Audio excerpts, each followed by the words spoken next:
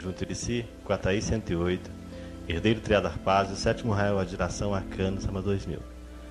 E ela vai nos contar a sua história, como chegou ao Vale. E para mim é uma satisfação muito grande estar entrevistando a chefe. E então, a primeira pergunta que a gente vai fazer, Mestre Adelves, é o seguinte: salve Deus, Mestre Adelves. Salve Deus. O que trouxe a senhora ao Vale? O que foi que fez com que a senhora viesse a primeira vez ao Vale?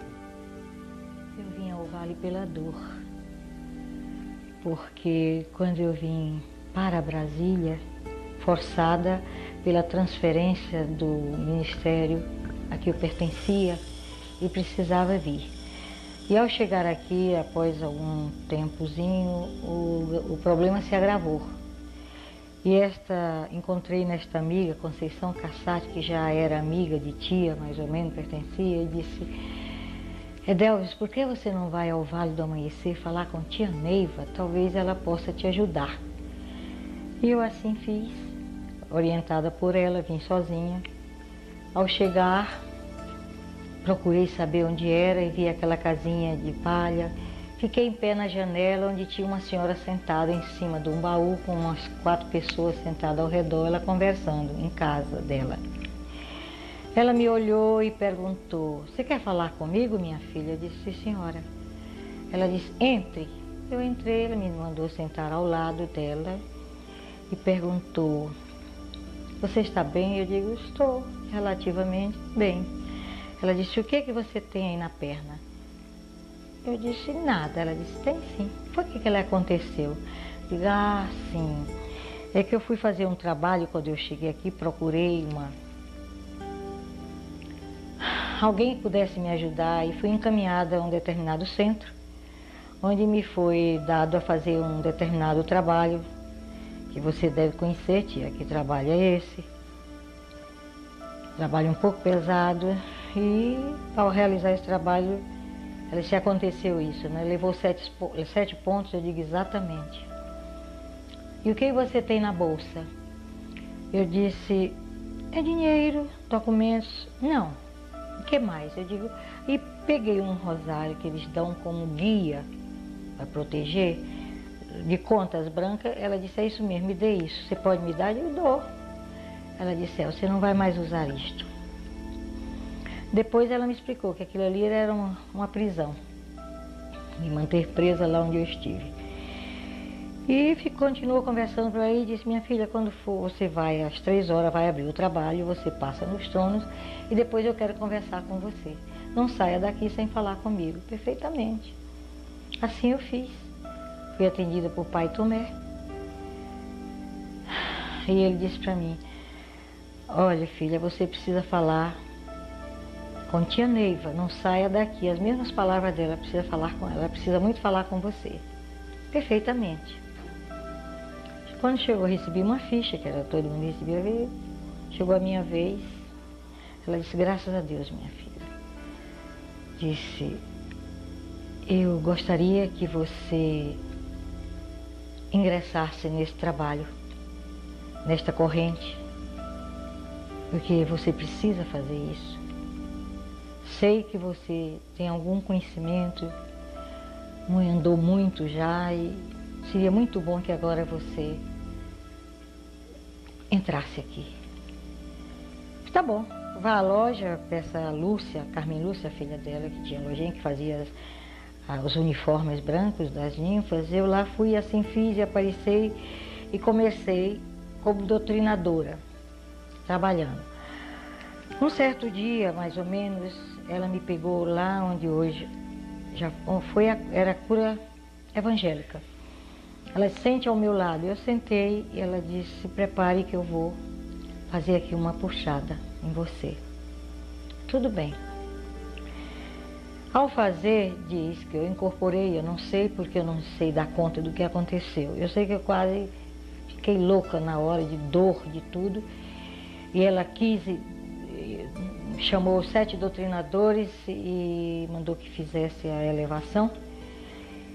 E depois disse: da agora adiante você vai trabalhar como Apará. Graças a Deus passou aí um grande cobrador, um cardeal que tinha dívidas com você. Mas graças a Deus. Tudo bem, E assim eu levei 1 ano trabalhando na cura, na linha de passe, no trono, na mesa, só que na mesa eu não sentia quase nada não sentia o que a maioria sentia, que eu achava que eu não sei. Mas tudo bem, eu continuei, mandou, tá.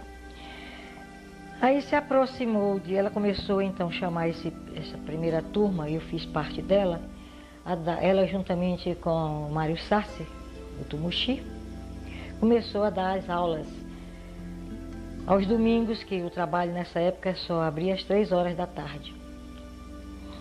Então, pela manhã, ela e seu Mário nos dava a doutrina, o esclarecimento e tudo, a finalidade, tudo isto. Chegou o dia da iniciação, primeiro passo iniciático nesta doutrina. Então eu disse, tia, como fico?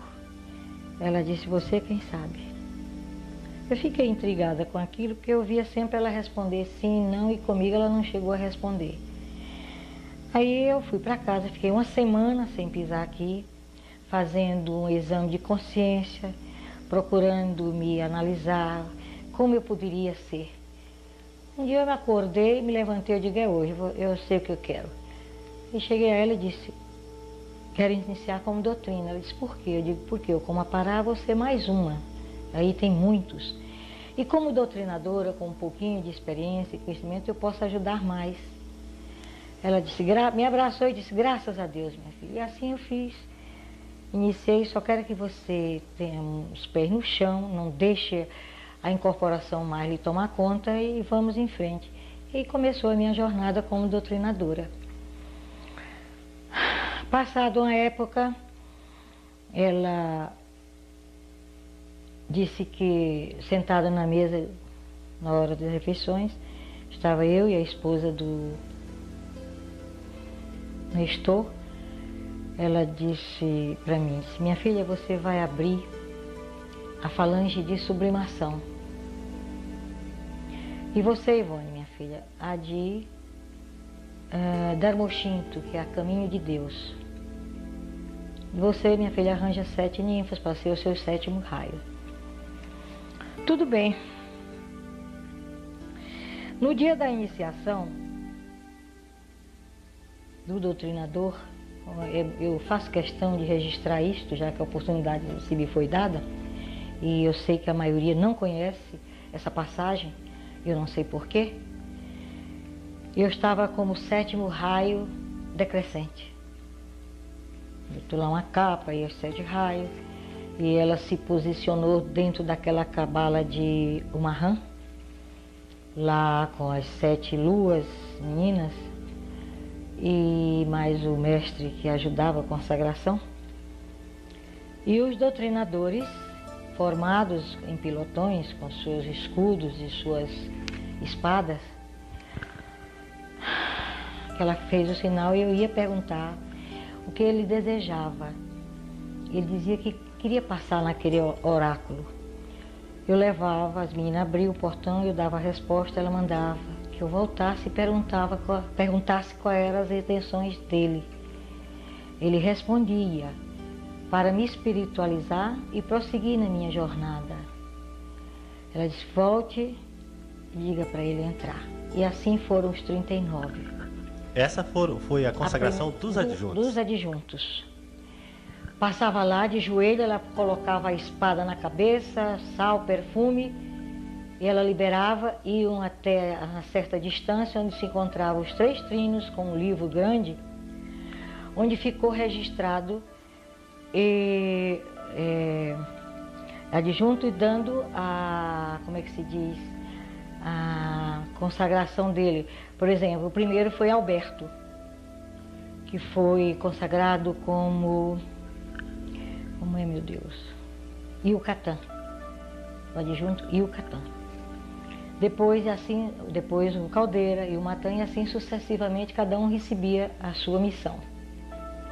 Eles desciam e registravam, se apresentavam aos 3 trinos, eram registrados nesse livro grande, que creio que está aí ainda, eu não sei porque eu não vi mais.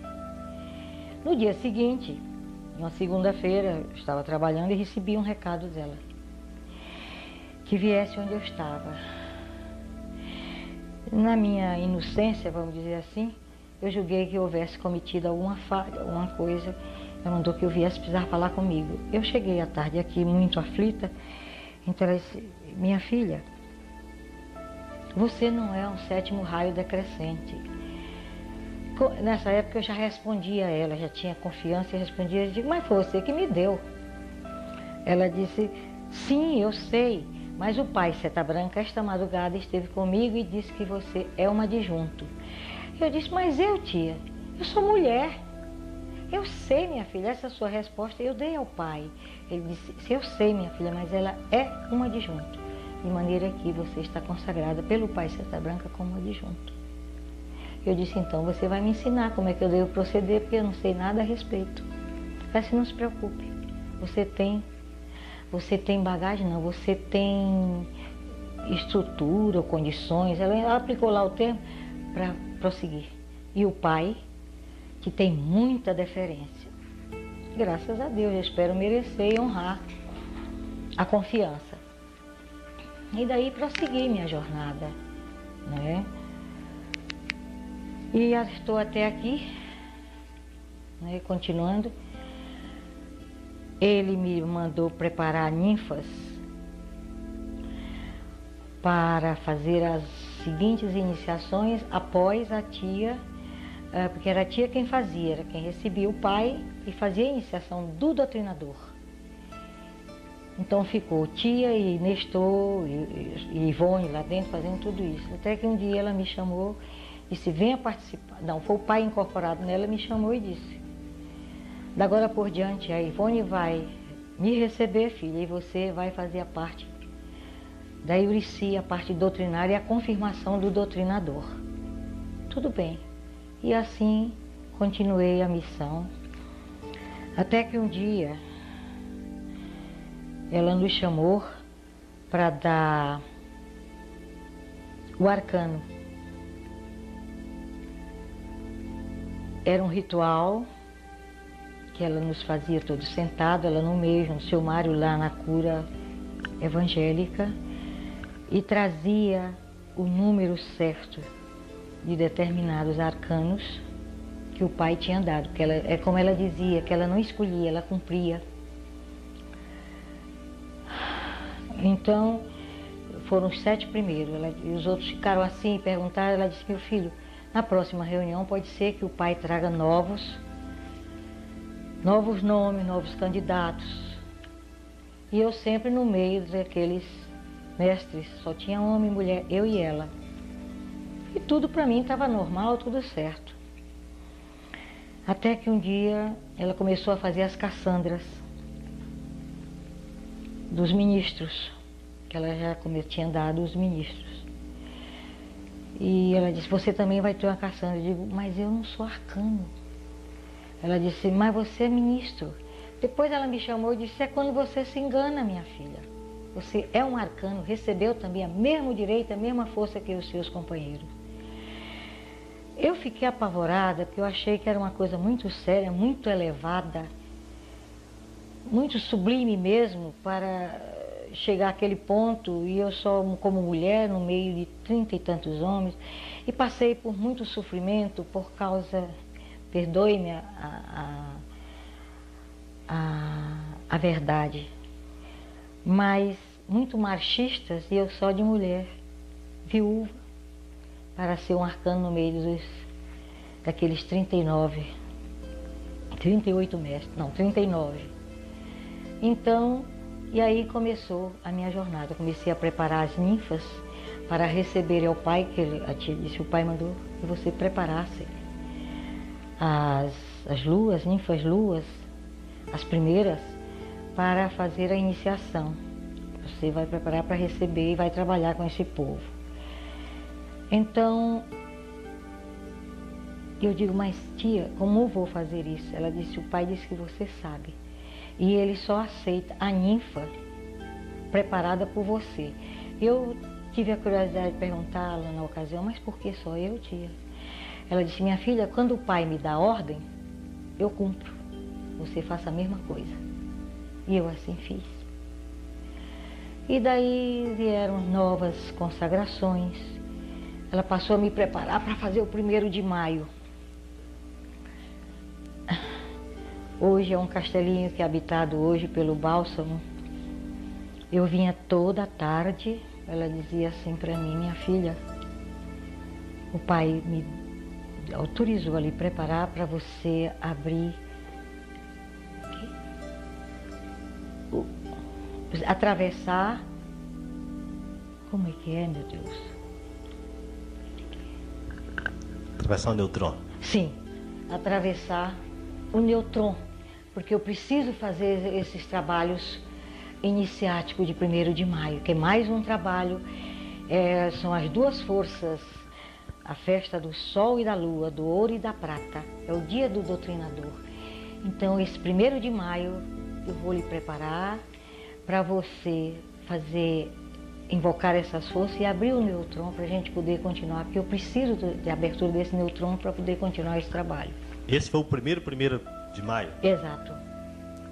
Então ela me vestiu de toda dourada, foi uma coisa louca. E eu tremia, mas com tanto medo, ela me levou preparando. E ela lá estava sentada e disse: não tenha medo, minha filha, você vai conseguir. E eu fiz, não é? Mas tremia que só vara verde, agitada pelo vento. Mas fiz, quando eu terminei tudo, ela se levantou e me abraçou e disse: ô minha filha, graças a Deus. E daí para frente, eu passei a fazer as invocações nessas realizações iniciáticas, nessas aberturas desses novos trabalhos, sempre fazendo. E ela me mandou preparar mais ninfas, que eu as preparasse igualzinho a mim. Posterior que me dá Apará, eu não queria, reneguei muito, porque eu conheço o Apará um pouquinho, e eu sei que é um povo, é um povo sublime de Deus, mas são muito difíceis, porque eles com seus plexos abertos, muito receptivos, e são difíceis, uma hora é assim, outra. Eu tinha esse conceito, eu tinha medo, né, do Apará não dar conta. Me deu o Apará, depois me dá o Apará, mandou que eu fizesse a janda, porque aí vinha a preparação da elevação de espada, quando ela me deu como eu devia proceder. Eu fiz as primeiras, eu me cansava muito. Ela dizia: não, agora você vai preparar ninfas para fazer a elevação.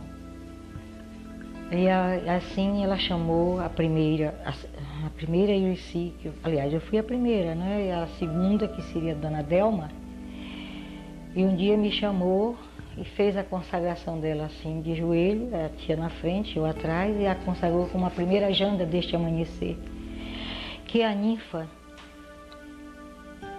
que depois de se tornar Irici, conhecedora de todos os trabalhos, de tudo, e saber puxar uma força na abertura de um trabalho de poder iniciático, ela passaria então a se preparar para ser uma janda, ela ficaria específica para aquele trabalho de elevação. E todos os trabalhos extras que houvesse dentro do templo, ela seria responsável, desde que obedecesse à escala do adjunto. A senhora lembra qual foi a primeira ninfa Irici Sol da senhora?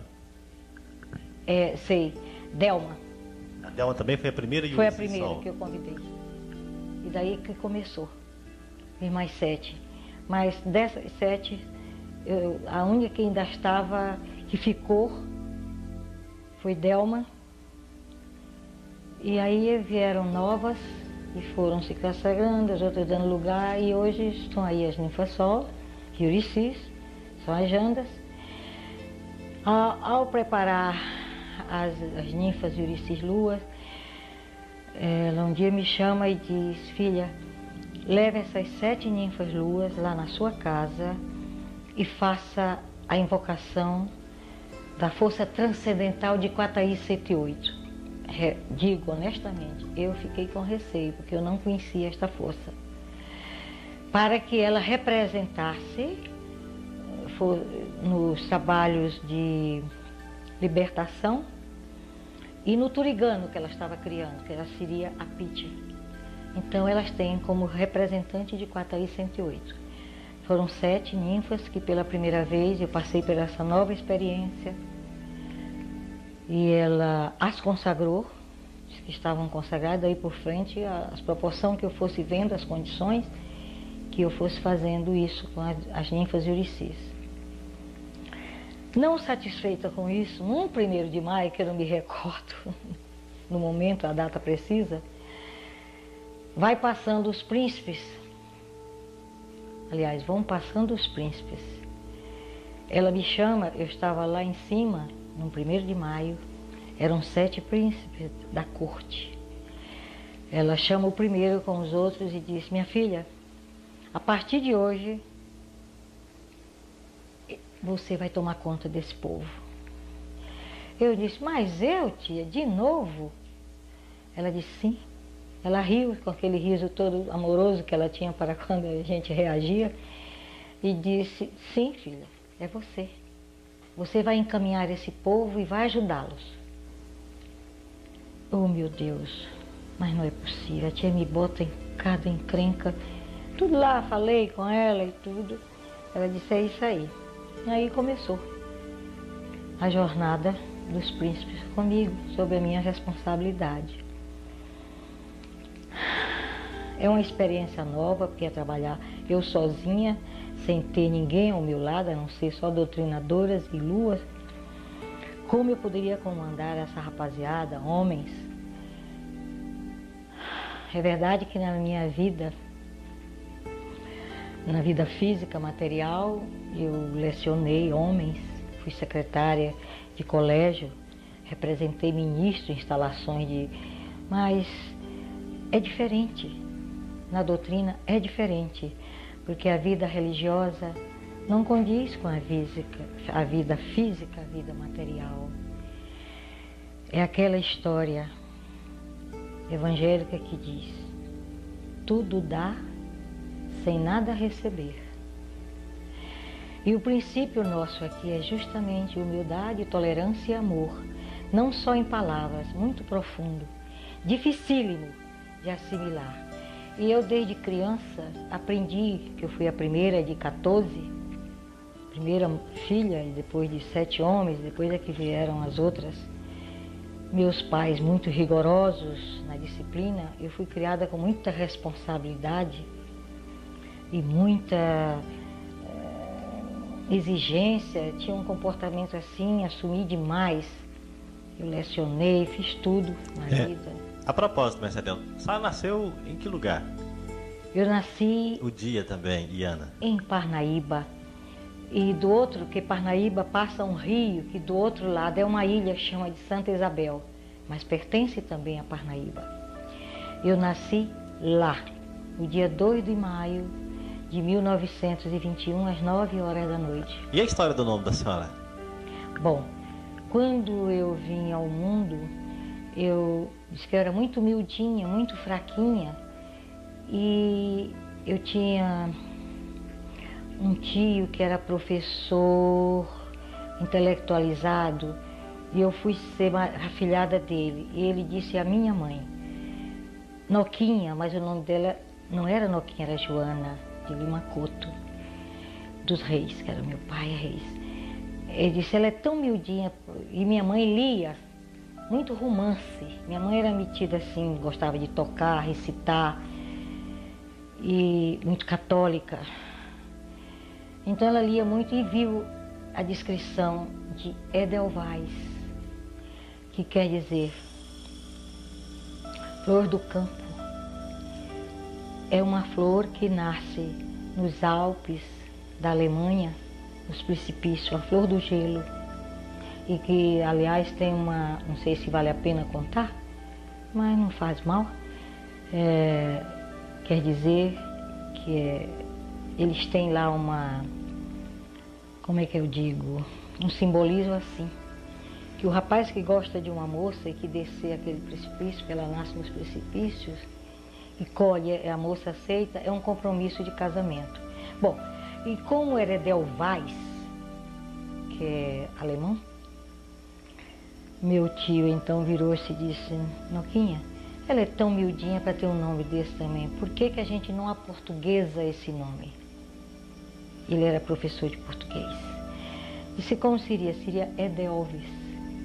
Então eu passei a me chamar Maria Edelweiss. Couto dos Reis. Esta foi a razão do meu nome, da minha origem, sabe? Então, a flor significa flor dos Alpes. Acabei de dizer. Mais alguma pergunta, mestre? A senhora quando veio, a senhora veio do Rio de Janeiro para cá? Vim do Rio, morava há 20 anos no Rio de Janeiro. A mudança foi brusca porque eu vim sozinha. Lá no Rio eu tinha minha família, do lado de meu pai. Morava lá, família grande, né? E então foi por essa razão que eu busquei no Espiritismo um lenitivo para o problema que eu estava vivendo. E aconteceu o que aconteceu e terminei por chegar aqui. E parece que a mediunidade na família da senhora, parece que principalmente as irmãs, é um fator muito forte. Realmente. Parece que é uma família só de compromissos, de missionários da espiritualidade, porque vou contar uma passagem. Meu pai, ao casar-se, era católico, ambos, e passou por uns certos problemas e abraçou a maçonaria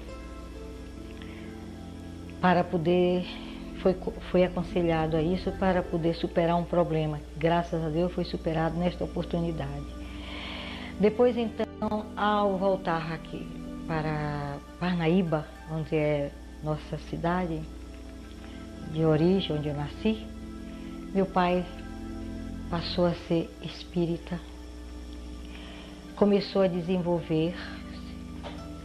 Até então eu tinha pavor, negócio de espiritismo. Minha mãe então nem se fala, e ela tinha muito compromisso com as almas do purgatório. Toda sexta-feira, toda segunda-feira, ela tinha que acender uma vela e rezar um terço. Era o compromisso que ela tinha. Muito católica e tudo isso. E meu pai passou a receber energia nas mãos, e onde ele posicionava as mãos, aliviava as dores. Eu tenho experiência disso, porque eu fui operada de apêndice e senti muitas dores. E ele foi lá onde eu estava, eu não aguentava, aquela coisa, estava pedindo um negócio para melhorar, e ele colocou as mãos e as dores passaram. Minha mãe, um dia, um parente nosso, primo, a família, a irmã de minha mãe, tinha uma ilha, chamava Ilha do Coroatá, que é no Maranhão. Tinha casa. Um dos filhos, teve parece que 18 filhos, o mais novo, não sei porquê, largou tudo e foi viver lá sozinho, nesta casa, onde tinha só o peão que tomava conta da ilha, era deles. E um dia ele amanheceu morto, ele se matou. A minha tia, que é irmã de mamãe, não aceitava, chorava muito. Disse que não, que ele tinha sido assassinado, uma confusão doida. Um dia meu pai, já chateado com essa conversa da minha tia, que isso aí, tinha aquela coisa toda, me chamou, sentou na cabeceira da mesa e disse, o diminutivo dele com a mamãe seria Noca. Noca, senta aqui. Botou um lápis e um papel e não disse nada, nem para mim, nem para ela. Aí ele fez uma prece muito bonita. Mamãe tinha um pavor de espiritismo. Ela automaticamente pega o papel e a caneta e psicografou. Mas assim, muito rapidamente, folhas por cima de folhas. E eu olhava para o meu pai, ele só mandava eu ficar quieta. Eu ficava quieta, não entendia nada. A primeira experiência assim de estar num local só nós três. Quando terminou tudo, nós fomos ler a mensagem. Ele chamava-se Antônio Mentor. Ele dizendo que pedia a mãe dele, que pedisse à mãe dele, que não fizesse mais aquilo. O que ele precisava era de muita prece, porque ele tinha cometido suicídio por falta de esclarecimento. E que ela não julgasse nem condenasse ninguém. Mamãe nunca mais quis sentar na mesa e disse que não era, que ela tinha horror. Ela tinha tanta coisa com as almas, tanto assim, união com as almas, que no dia de segunda-feira ela não dormia só, porque às vezes papai viajava. Na época ele ainda era comandante de navio ali do Rio Parnaíba. Então ela ficava só, ela não ficava só. E no dia que ela esquecia, com muito sono, ela não dormia, porque elas botavam ela lá no Nordeste, lá, dia de muito calor, além da cama, tinha sempre uma rede. E ela passava para a rede e nos botava na cama para fazer companhia. Ela não dormia, elas botavam ela para fora. A mamãe tomava, por causa da dificuldade intestinal, ela tomava pílulas do Dr. Rossi, que era para funcionar o intestino. E as pílulas rolavam tudinho no chão, botava ela para fora. E ela ficava apavorada. Enquanto ela não rezasse e não acendesse a vela, ela não dormia. E assim, depois vieram todos nós, meu irmão era católico, passou a ser maçom. De maçonaria passou a ser espírita, por sinal ele era até epilético, não é? Estivemos morando em Salvador, antes de chegarmos aqui. E o outro, antes desse que morreu epilético, ele teve um problema no dente e a família é muito inclinada a abscesso, não, como é que a gente chama?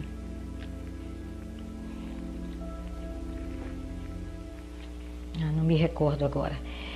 E ele morreu por causa de um abscesso. Morreu no dia 7, às 7 horas da manhã. A sepultura 7, foram 7 coroas e até hoje não. Hoje agora eu já sei, mas na época nós não sabíamos por que esse simbolismo. E tétano. O outro chamava-se Mário Almir. Nós estávamos em Coelho Neto, Maranhão. Meu pai estava no sul. E ele tinha uma pequena feridinha, tocava realejo, feridinha no beiço, e uma mosquinha dessa de pequenina, de lama, pousou e deu tétano, foi-se embora. Então é assim, acontece isso. Depois vieram as moças. Agora aí é que meus irmãos... eu tenho outro também, outro irmão, que abraçou o espiritismo. Esse é médio de incorporação e de transporte. Foi preciso um desses grandes lá da Bahia chamar meu pai, que tivesse muito cuidado, que não deixasse ele andar só, não é? Depois, então, tem as irmãs. E os outros também, mas mais suaves. Começou pela minha irmã, hoje casada, até com um militar, mora em Salvador, em Santo Antônio de Jesus. É uma grande médium, mas tem verdadeiro pavor, que é uma tristeza, não quer nem saber.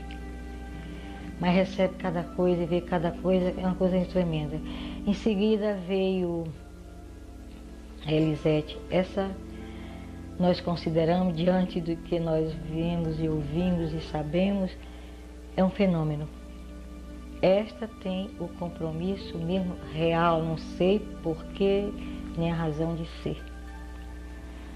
Ela teve um trauma nessa preparação, eu ainda não entendia nada disso e daquilo, conhecia muita coisa, mas nada dizia o que eu sei hoje um pouco. Então ela teve um trauma nessa passagem, desse trauma ela tem medo, tem pavor, não anda só, não fica sozinha. Tem um verdadeiro pavor, é solteira, tem tudo quanto é curso, não se sabe mais o que fazer, tudo isso para se distrair, porque ela não aceita o transe, a incorporação. É uma missionária, posso dizer assim, que não cumpre o que ela tem que cumprir. E por isso, até hoje, sofre muito com essa situação. Não sei se esse trauma veio mesmo para isto, porque sabia da reação dela. Ela, tia teve a oportunidade de conhecê-la, eu trouxe aqui, porque ela pediu para vir, para ver se a tia podia ajudá-la. Ela tanto vê como ouve, conversa, e tem muitas passagens, muitas, mas ela não aceita a incorporação. Ela é do princípio que não precisa da incorporação. Pode-se o médium que aparar, que tem a faculdade mediúnica, do Apará, de resolver o problema sem precisar passar pelo transe. E, como sabe, a tia até então achava que não concordou com ela nessa passagem. E aí ela continua até hoje. Ela tem fatos que se registrado, é muito interessante de passagem. Ela, como sabe, como é que diz? Como é que é? O médico de casa não faz milagre, não é? Santo de casa. Ah, o santo de casa não faz milagre, que é. Mas de vez em quando ela é muito reservada, só espontaneamente que ela faz. Mas ela conhece, se me permite, na oportunidade, ela conversa com os espíritos com a maior naturalidade. Esse mesmo irmão que morreu asfixiado porque ele teve aquele negócio que pega muito, que precisa isolar tudo, como é? Hepatite? Hepatite. E como lá em casa estava cheio de criança, internaram.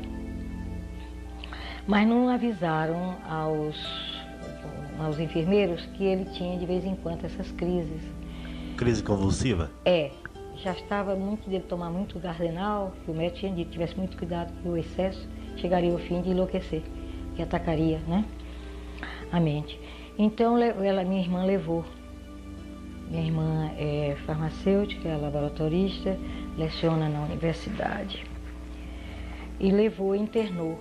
E não explicou ao enfermeiro que ele tinha essa coisa. E ele a dar convulsão, o enfermeiro chegou e sufocou. E ele morreu revoltado. Um rapagão alto, bonito, que não casava por causa dessa situação. Então, ele morreu revoltado. E nessa revolta, só uma passagem para ilustrar. Nós tínhamos voltado do enterro dele, que eu pelo menos sabia, que eu morava no Rio e vim só para assistir, porque meu pai me chamou e eu vim. E só ouvi no caixão. Muito tranquilo, mas não pensei. Quando nós chegamos em casa, nós estávamos em volta da mesa, tudo sentado, ali meu pai, minha mãe, meus irmãos, minhas irmãs, e minha irmã sentou-se na antessala, que ela evita muito falar nessas coisas. Sentou-se, né? Quando eu vi, nós vimos, foi ela me levantar da cadeira lá do sofá, bater na porta e disse: "É Deus, o João chegou." Era o meu irmão. E ele está de pijama. Eu não sabia que ele tinha sido enterrado de pijama. Porque eles endureceram quando foi vestir, sei lá, houve lá e ele está de pijama. Eu olhei para o papai, ele disse: "Realmente, filha, eu fui enterrado de pijama." Ele disse: "Papai, faça uma prece. Se ele vem aqui, ele vem revoltado. Ele não deve ter se conformado." Papai começou a fazer a prece. Ah, meu amigo. Aí eu comecei a sentir, ele veio no meu rumo. Eu comecei a sentir a formigagem nas pernas, na coxa. Quando chegou aqui, já quase no abdômen, eu disse: "Não, você não vai me pegar não, porque não está certo." Busquei a fita, que anda sempre quando eu viajo, pus em mim e fiz a entrega. Eu disse: "Me perdoe, mas eu vou te entregar." Foi assim que foi. E outras passagens mais. Aqui na vida missionária da senhora, ao lado de tia, qual o fato que mais marcou a senhora junto à tia? Que até hoje a senhora lembra, eu sei que tem muitos, mas assim, o que mais marcou? Sim, mas em que sentido? No sentido mediúnico ou no sentido... do fenômeno extrasensorial.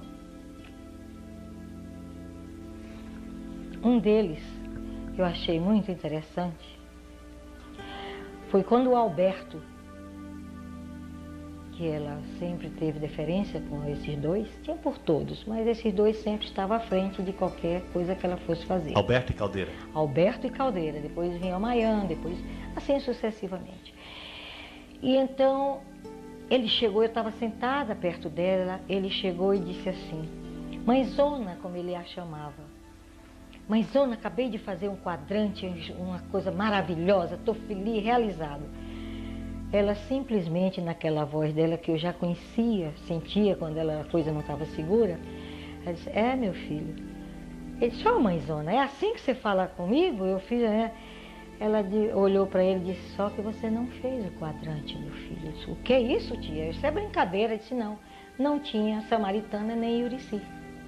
Ele deu meia volta e saiu louco da vida. Aí eu procurei saber depois, sim. Ela disse, é assim, meu filho, eles não se conformam com a realidade. Não é a quantidade, é simplesmente a qualidade. Ele esqueceu de botar, está na lei, já ensinei isto. Aí eu achei fantástico, porque ela não sabia nem que ele estava quadrando. Esse foi uma prova. E a outra prova, foram diversas, que eu ficava calada, só ouvindo e atendendo. É lamentável, que eu sempre lamentei até hoje, quando ela nos chamava, não era só para o corujão, que era chamado, quando ela reunia aquela mesa para dar aquele lanche, para depois dos trabalhos, ela ficava conversando até, era quando ela chamava só os adjuntos para dar explicações, naturalmente, iniciáticas, espirituais, essas grandezas que só mesmo quem é um missionário do nível de uma escolhida mesmo, porque ela foi uma escolhida para trazer esta doutrina, a complementação desse compromisso dela do doutrinador, viu que ela, quando ela fez o doutrinador, ela disse a mim, eu vou pedir ao pai permissão para continuar, porque vocês precisam muito ainda. Foi quando o pai disse a ela, minha filha, você já cumpriu o seu compromisso, mas pai, eu gostaria de continuar. E o Daniel disse, não, você será atendida. Mas veja bem o que você está pedindo. E realmente ela continuou. E nesses ensinamentos da noite só ficava o seu Mário, o Nestor e ela. Ela começava dando aquela aula, coisa mística, para nós era coisa assim muito, muito sublime, muito assim, muito alta, que nós precisávamos entender como e o porquê e a razão de ser daquilo, como deveria ser. Um dos companheiros às vezes fazia as perguntas, mas eu não gosto nem que isso seja dito para ninguém. Fazia as perguntas assim, que nada às vezes tinha a ver com o que ela estava ensinando. Então ela parava, olhava, fazia aquele sorriso bem sutil e ia explicar e não continuava mais. E essas coisas iam até 2, 3 horas da manhã. E eu então achei que não devia vir mais porque não dava uma vez. E foi uma pena, porque eu acho que ela tinha muito que ensinar. Essa minha irmã mesmo, Elisete, disse, olha, minha irmã, ela tem muita coisa para ensinar para vocês. Ela sabe de coisas profundas, mas ela não confia em vocês. Isto foi minha irmã que disse isso para mim, ela estava viva. E tenha muito cuidado por você ser a única mulher no meio destes homens. Você se precavenha bem para evitar um choque. Bom, e ficou por isso. E realmente, eu nunca mais vim, porque eu aprendi muito com ela, botava dentro do carro, seguia aí essa estrada, e ela me contava muitas passagens da vida dela, mesmo quando casada, depois o que ela sofreu, muitas passagens estão registradas aí nos livros que ela deixou. E eu aprendi muito com isso, e aprendia mais sentada, e hoje eu lamento profundamente que muita coisa que ela me deu, me ensinou e que eu aprendi, não só na teoria como na prática, que assistia, não ter gravado. Mas a gente nunca pensa no dia de amanhã. E eu sinto muito isso. Então, estou aqui a contar essa história e continuando a levar aquilo que ela me entregou e me disse as últimas palavras dela no dia 30 de outubro, no dia que foi feito, de 1985, no dia que foi feita uma homenagem a passagem do seu aniversário, 15 dias antes dela passar para o outro lado. Eu não ia porque eu estava muito sentida com ela, em não suportar a maneira como os nossos companheiros explorava o máximo, porque uma hora ela dizia uma coisa quando ela estava na terra, outra hora ela subia, dizia outra coisa. Então aquilo a gente notava o esforço, né, e as condições físicas dela não permitiam. E aquilo me revoltava, então eu fiquei sentida com aquilo e me afastei. E todas as primeiras iam levar o seu povo para homenageá-la neste dia, que foi feito ali, hoje é o restaurante da Casa Grande. Ela saiu lá esperando, eu não iria só o povo que ia mandar, porque eu não tinha cara para aquilo, eu me sentia acanhada, achava que eu não tinha merecimento para aquilo. Mas finalmente ela me disse, se você não for, ninguém vai. Ora, eu não ia fazer uma coisa dessa, uma desfeita, resolvi ir. Ela sentada levantou-se, muitas delas ouviram, as primeiras que estavam na frente. Ela me abraçou chorando e disse, filha, tudo são mesquinharias, tudo são mesquinharias. Me empurrou assim um pouco, olhou nos meus olhos e disse, Edelvis, você mora no meu coração. Minha filha, você me é especial. Me abraçou muito e disse, olhe, você é minha última esperança. Então eu trago isso gravada com letras de fogo na minha mente, no meu coração. Apesar de todos os defeitos que eu possuo, que trago da minha transcendência de ser hoje assim, de comandar esse povo que me foi entregue, não é? E que ninguém sabe da minha história, nem o porquê, mas eu tenho certeza que outras cartas que ela me fez, eu vim saber o que eu fui, o que eu passei. E aqui estou, segundo ela, me preparando para voltar para minha alma gêmea. Então tem uma história da senhora com a alma gêmea?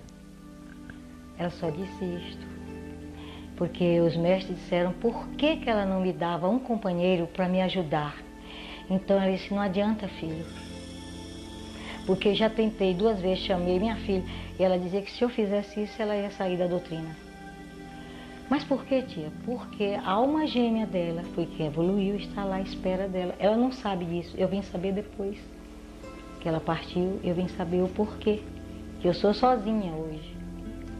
Sozinha, força de expressão, porque eu acredito que eu tenho assistência espiritual, tenho assistência desta falange enorme que oportunamente agora eu digo de todo o meu coração, se eu estiver errada, se eu estiver fazendo média ou qualquer coisa, eu defendo de unhas e dentes como se fossem meus próprios filhos da carne e do sangue.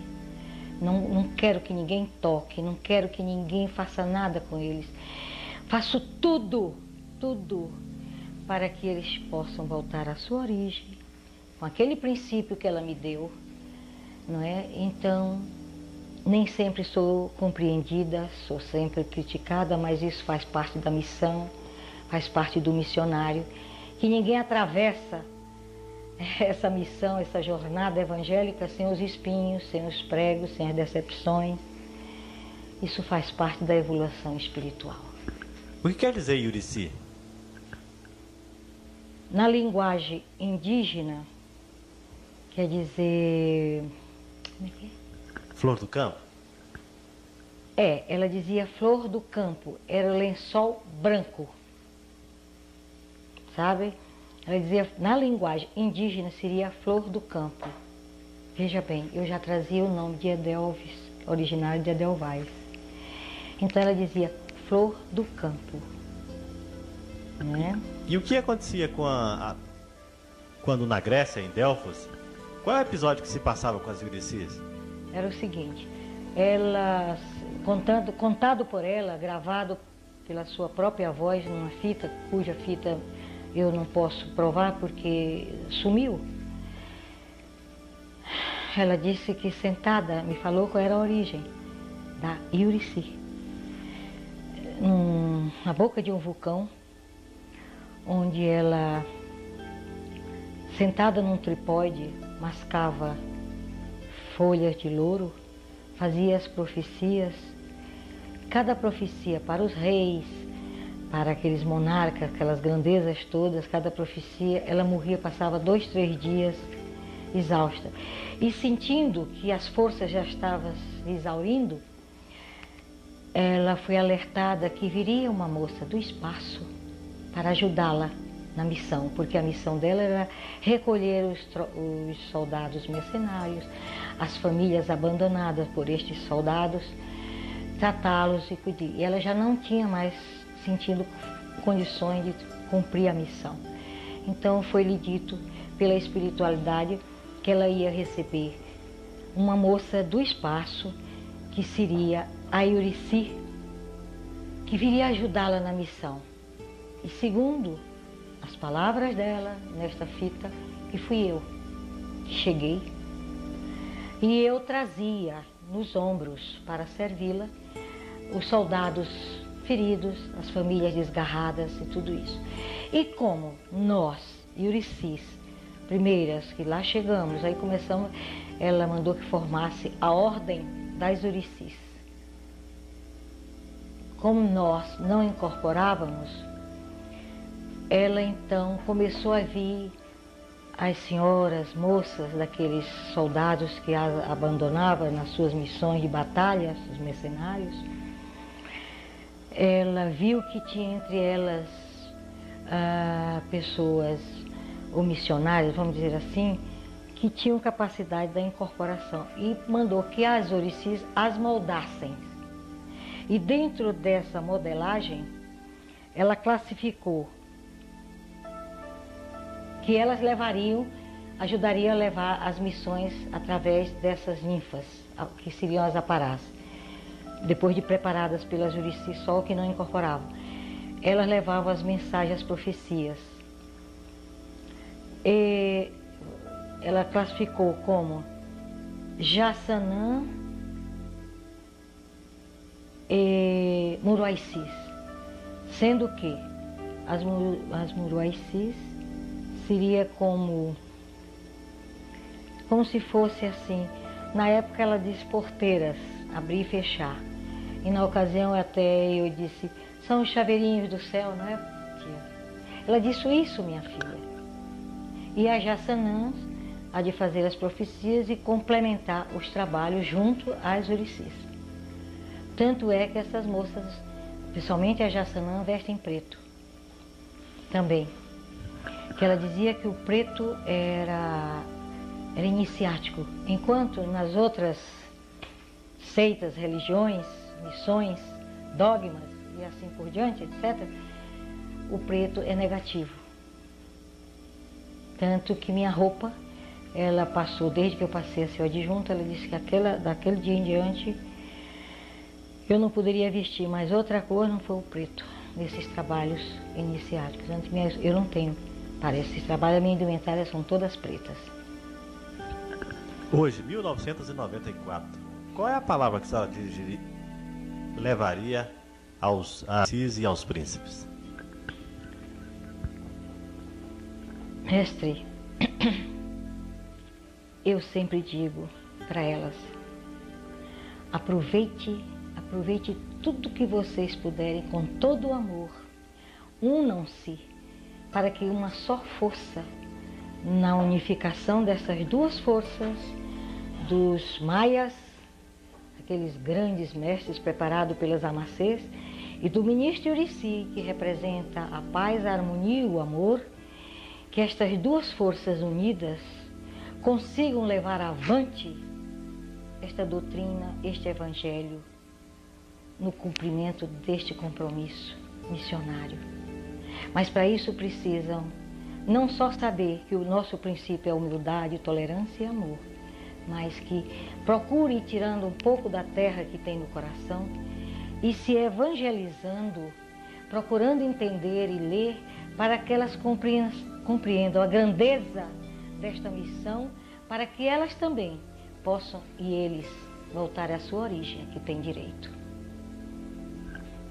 Bom, mestre Deus, Deus lhe pague, ministro Yurici.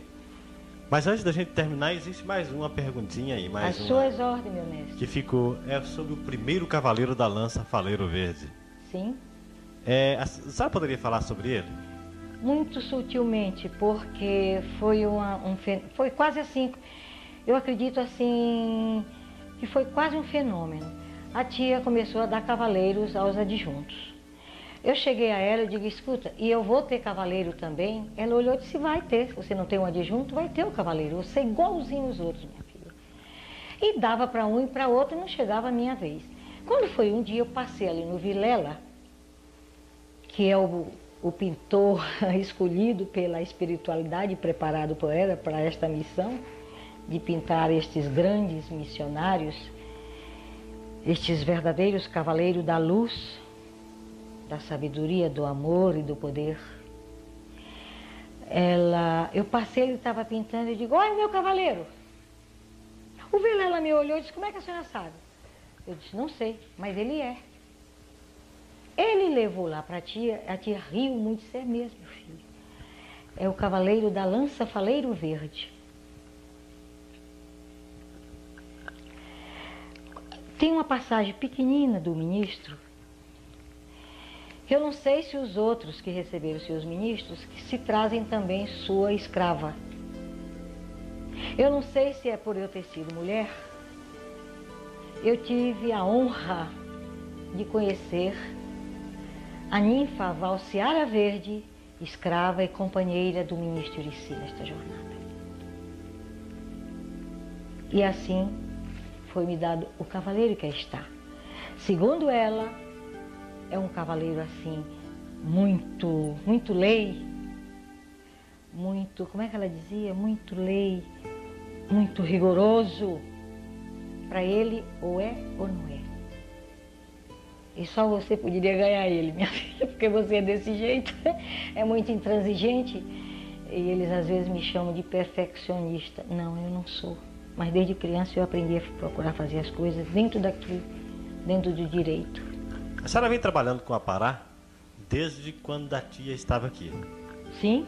A senhora tem sentido alguma diferença, assim, na energia que o Apará traz desde a época da tia de hoje? Há alguma diferença na incorporação dos Aparás? É uma pergunta capciosa, porque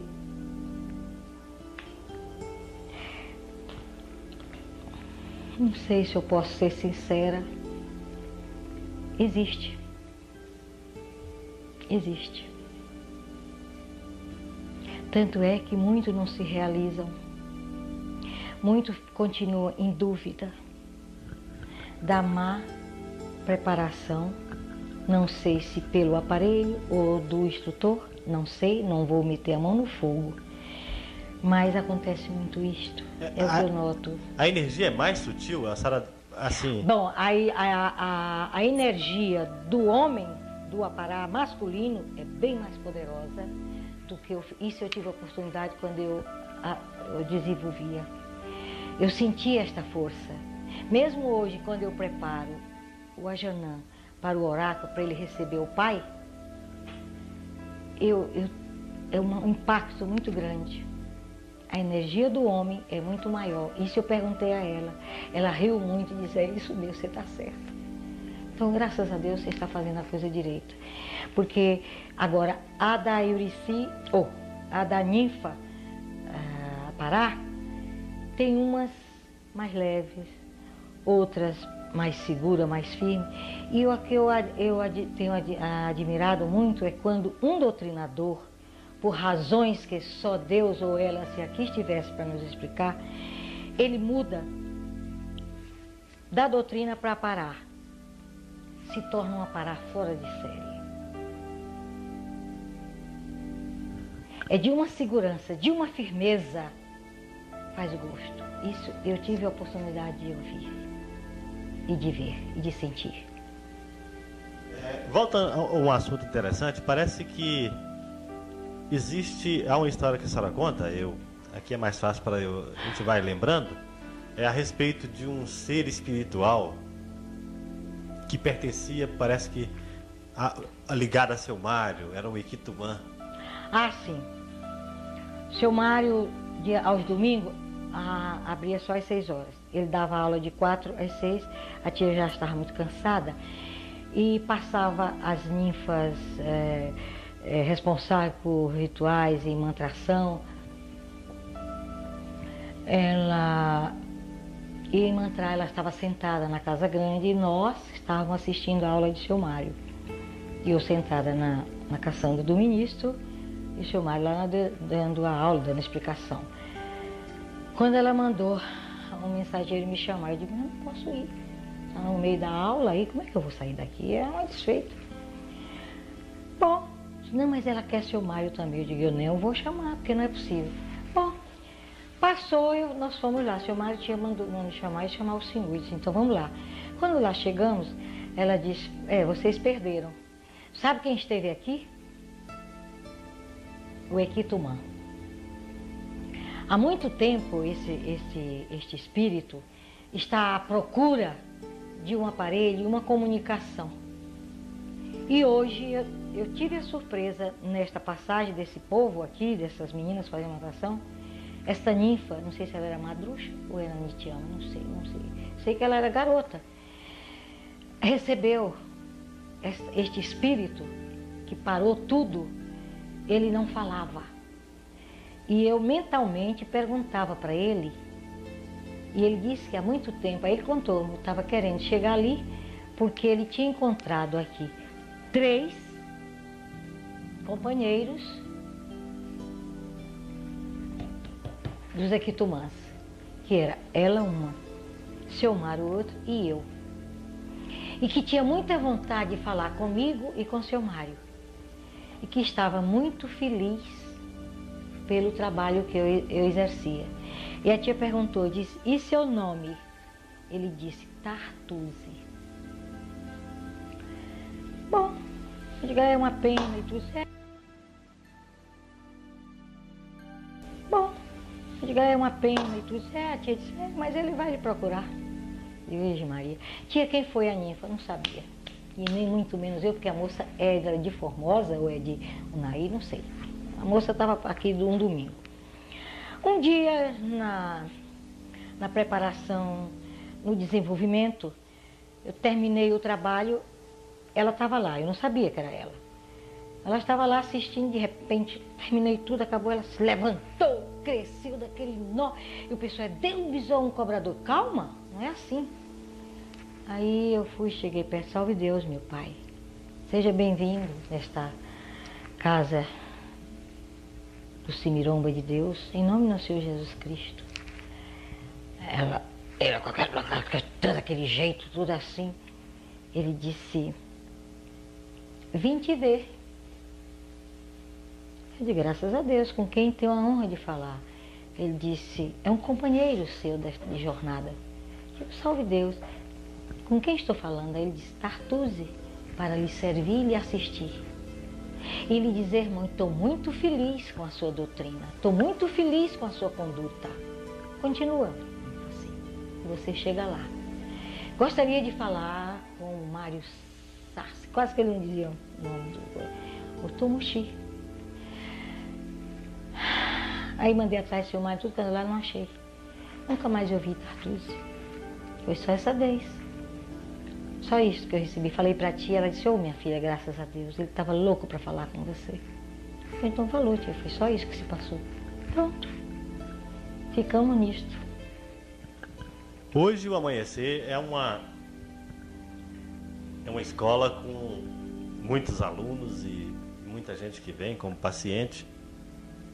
Mas tudo isso só foi possível porque tia Neiva, e juntamente com os adjuntos arcanos, hoje que são os arcanos, que são as pedras base e o esteio hoje dessa doutrina, trabalhou, deu muito de si para a edificação dessa doutrina. E a senhora tem acompanhado muito essa luta, aliás, acompanhou sempre de perto essa luta, e a gente pede a Deus, ao ministro de si, ao Pai Seta Branca. Eu costumo dizer que a senhora é a primeira secretária do Pai Seta Branca, né? Salve Deus, que ele não ouça que não saiu de mim isso, você assume esta responsabilidade, mestre hoje, primeiro príncipe Maia deste amanhecer. Eu costumo sempre falar isso porque a senhora tem sempre estado muito perto do Pai Seta Branca nesses desenvolvimentos. E a gente reza e pede ao Pai que dê para a senhora muita felicidade, muita alegria, e que a senhora encontre tudo aquilo que a senhora ainda espera encontrar. E eu quero agradecer particularmente a feliz oportunidade de entrevistar a chefe e deixar esse tempo aqui para a senhora, as suas últimas palavras. Só que a honrada sou eu que me sinto por esta grande oportunidade, porque não deixa de ser um registro, quem sabe, para o futuro. Porque nós sabemos que nós temos uma determinada passagem no planeta, para quando devemos passar para o outro lado. E só Deus é quem sabe. E é o que eu digo, de todo o meu coração, enquanto houver uma esperança, um alento de vida na minha alma,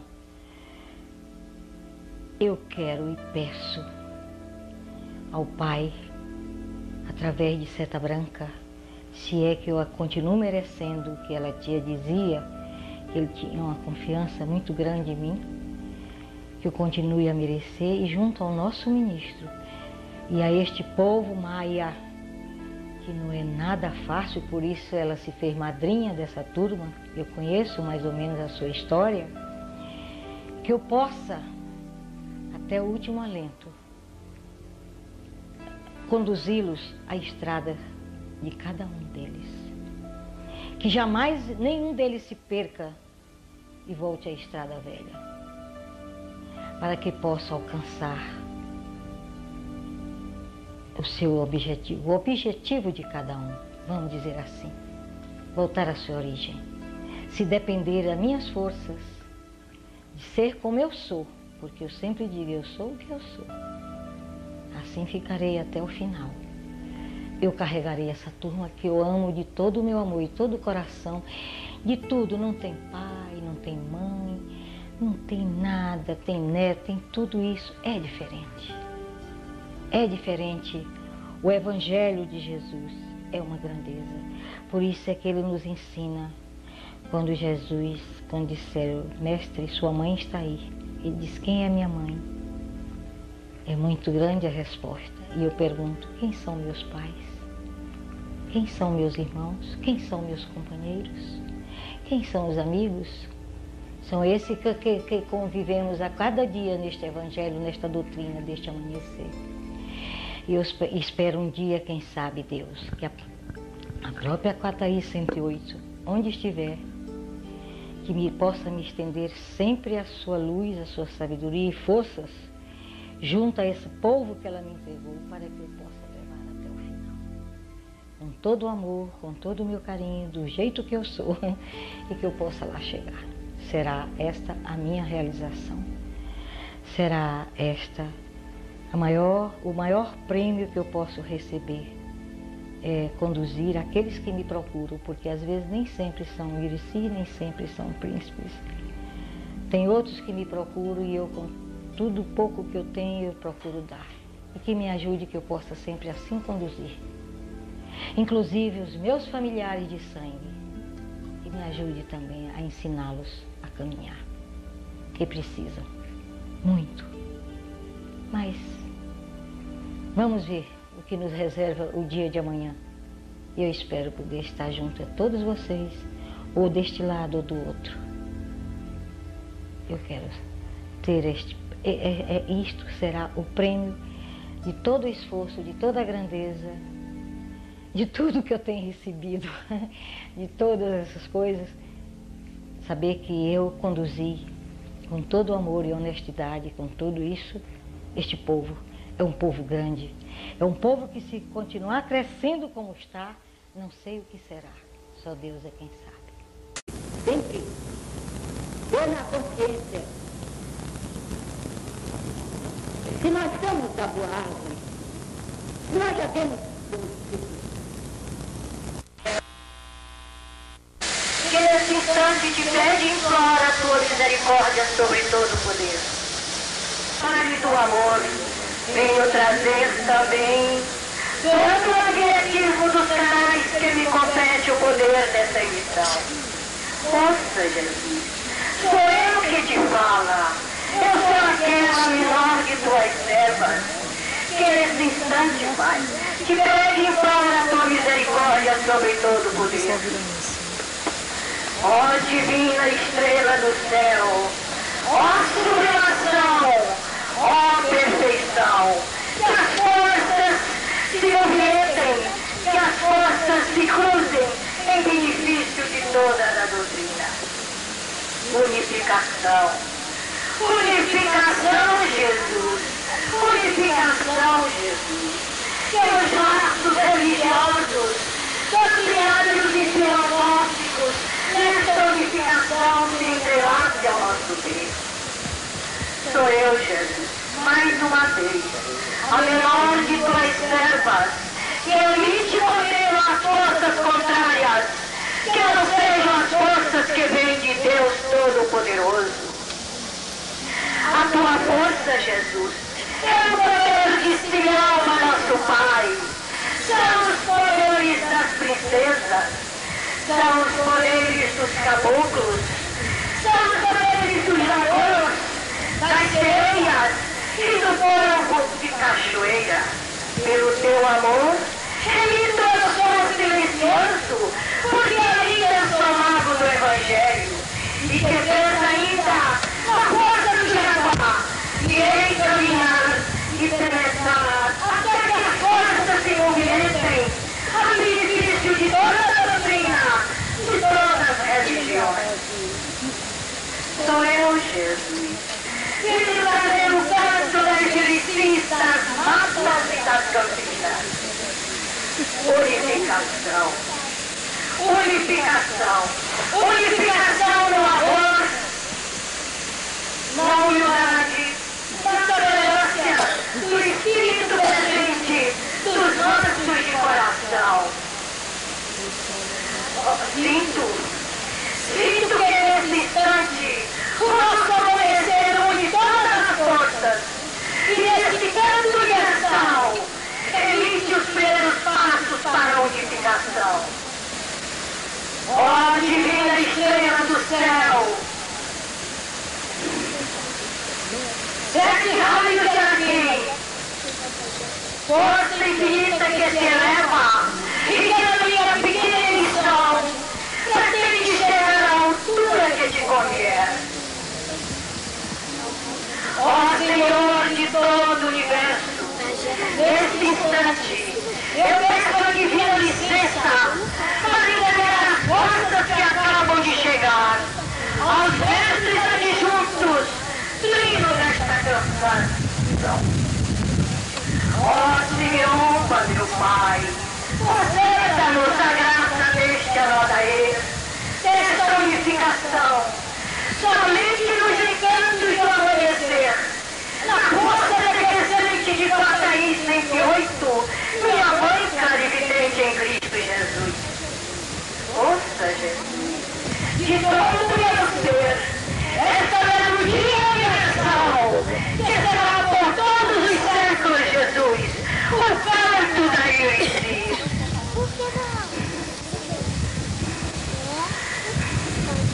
Ouça, Jesus, venho nesse instante trazer toda a força, toda a energia que nesse instante se faz presente, passando nesse instante aos mestres adjuntos, e em nome do Pai, do Filho e do Espírito.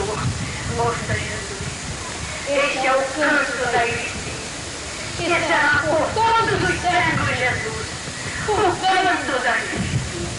Em nome do Pai, do Filho e do Espírito. Salve Deus, graças a Deus.